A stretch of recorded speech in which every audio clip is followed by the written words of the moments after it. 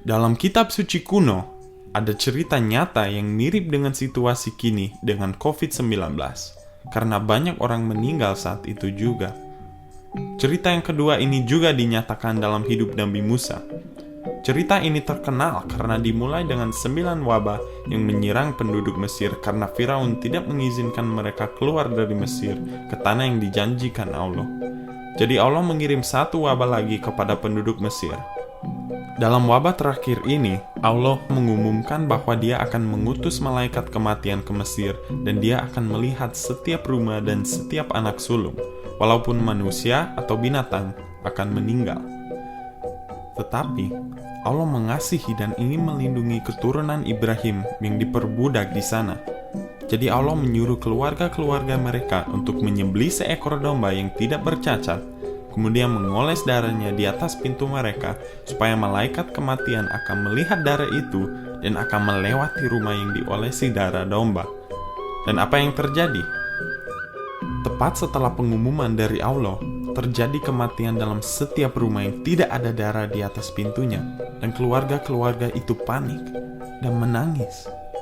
Tetapi semua selamat dalam rumah yang mengoleskan darah domba karena malaikat kematian melihat olesan darah dan melewatinya.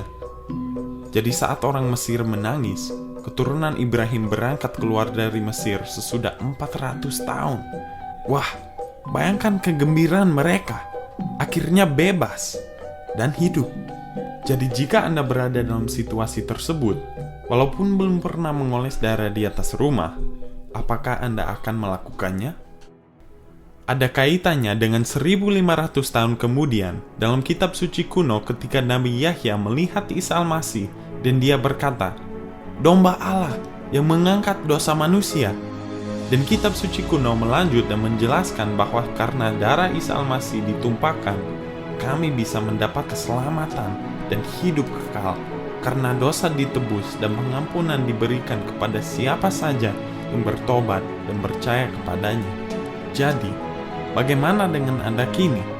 Kalau Allah memberikan jalan keluar dari perbudakan sendiri, seperti perbudakan perasaan takut meninggal, perasaan bersalah, perasaan malu, ikatan dosa, dan lain-lain, apakah Anda ingin bebas?